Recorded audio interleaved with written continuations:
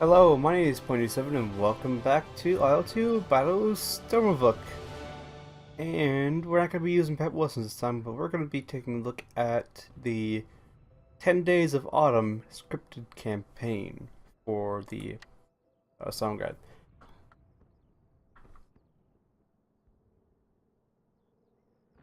After surrounding the armies of the Western and Reserve fronts at Vyazima, the German command came to the conclusion that the enemy had no major forces in the Moscow sector. Instead of, I think that's a typo. I think that's supposed to be sector instead of vector. That could be used to oppose the further advance of the Army Group Center.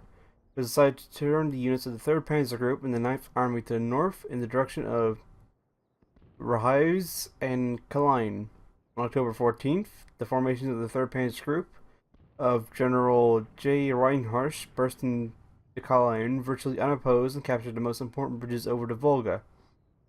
Aircraft provide great support for the ground forces with bombing runs on roads and train routes as well as nearby airfields and residential areas.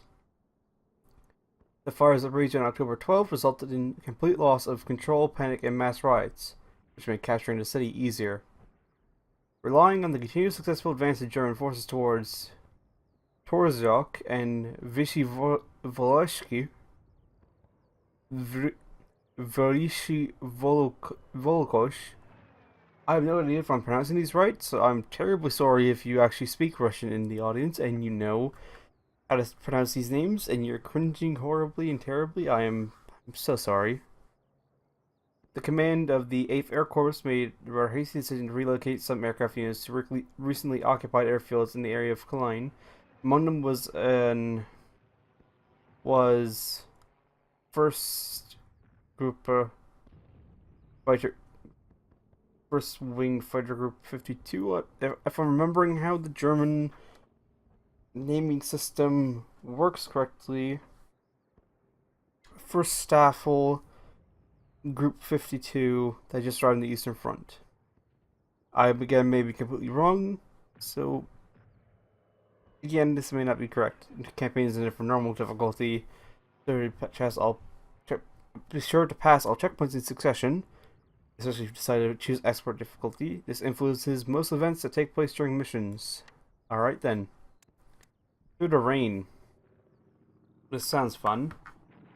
3 glassy gray shadows forced by the low clouds to stay close to the ground, were quickly rising to the northeast. Under them, a wide city blue belt of the Volga flashed below now and again through the gaps in the fog and rain, the only reliable landmark in such weather. Perhaps if the situation had been slightly different, I would have found some time to enjoy the scenery, comparing the predatory satellites of our aircraft to formidable Valkyries from Norse sagas, but not today. Today, everything went wrong, from the very start. The morning began with me burning myself badly with spilled coffee. That's a terrible way to start the morning. Then, abruptly deteriorating weather conditions made us return early from the mission, and our preparation to relocate, which would begin in the afternoon, started far behind schedule. Only a few vehicles from the fuel depot convoy reached the airfield. The rest firmly stuck in the mud somewhere on the way to Dungo. After refueling, some of the fighters took off immediately. All we could do was wait. It was just starting to rain and snow, and that didn't bode well. Bad flying weather was expected for the next day. I started to prepare for the relocation, at my own risk, and ordered the remaining fuel divided up among the flight's aircraft, believing that I could make it regardless. When it seemed that, like all our problems are behind us, Goodwill Soige, leader of the second pair, couldn't handle the soaked ground and spun around across the runway, breaking the landing gear strut. After too much of a long delay over the airfield, I decided to fly in a group of 3. And then, when the red eye of the fuel reserve lamp lit my half-dark cockpit before I estimated it would, windows began to give way. Below was unfriendly territory, just recently occupied by our forces and teeming with Russians trying to break out. Should my engine stop, a forced landing or a parachute jump might easily cost my life. I also understood perfectly well that if I didn't deliver the remaining aircraft to Margaivo, I would probably have to say goodbye to not only my position as commander of the flight, but also to a long-awaited rank of lieutenant as well. Not the most inspiring prospect. We just passed Saryaja. Landing at that unequipped site seemed like suicide. According to the map, we still had about 60 kilometers to Kalin. I need to make it to that airfield at all costs. Alright, completely overcast sky, 500-meter cloud face, rain, maple, Hawk 1. Relocate yourself as part of a flight. You are the leader, land on direct approach due to your low fuel.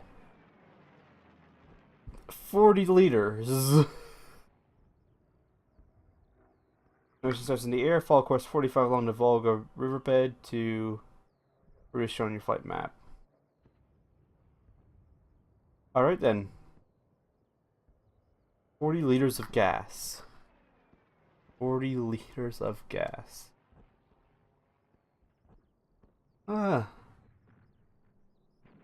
not a lot, but I'll get things started and I'll bring you back in the mission.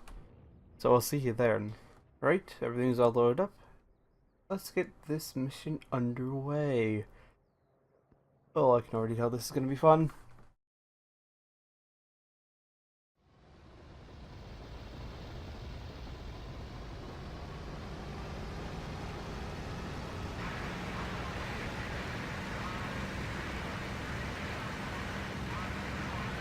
Alright, it's not as bad as I thought it was going to be. There's the flight there. Where is... oh yeah, I can see it right there.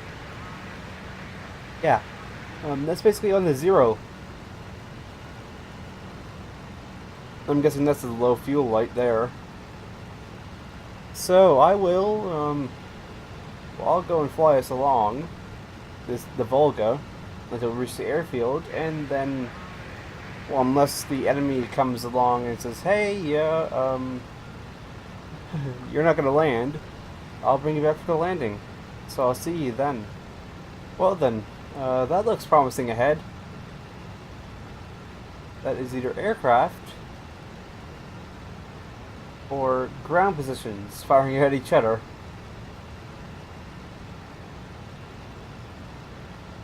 That is promising.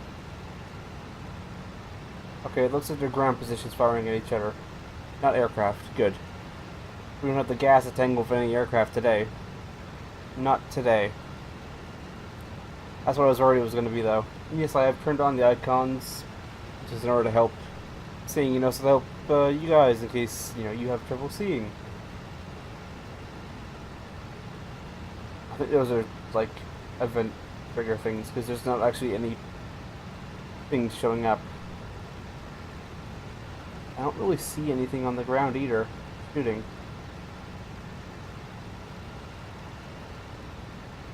Yeah, I think those tracers are just spawning. Right, so no enemy aircraft, which is a relief. I thought that was an enemy aircraft going and attacking something, but I will break things off here. Oh, that's actually artillery firing, so maybe it's not actual spawn. It might actually be, infantry firing at each other. But I'll break things off here, and I'll bring you back once again when, well, something else happens, or if it's time to land. Which hopefully won't be too long, because we got basically no gas. So I'll see you then. Alright. We've managed to reach the runway. So it's slowing down.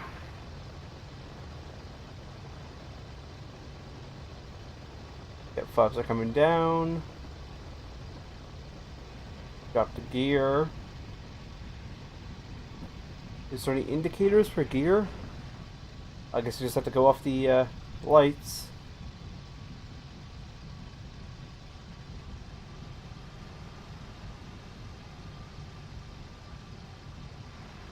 But hopefully we don't, crash this thing on landing. That would be a bit embarrassing. Only a little bit embarrassing if we pancaked her on the landing.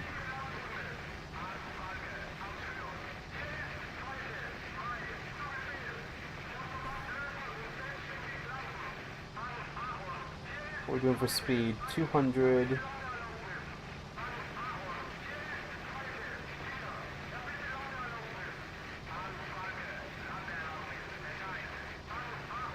I think we're at a fairly good speed for landing.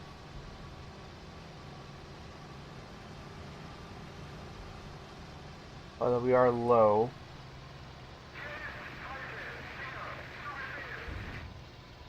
Not too bad.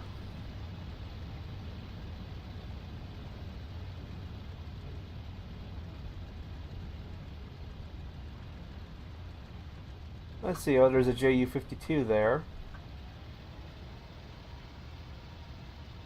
Let's keep power on a little bit.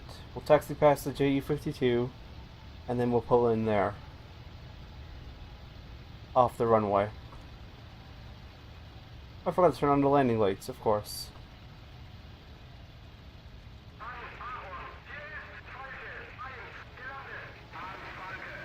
Wonder what these guys coming in here are.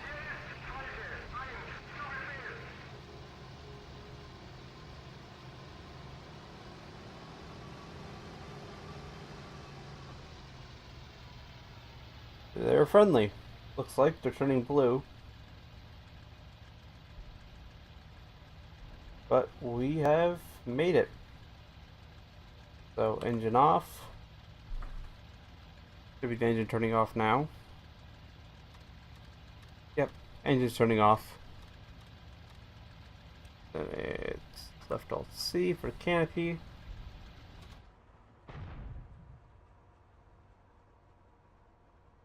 Yeah, E7's artillery's firing, but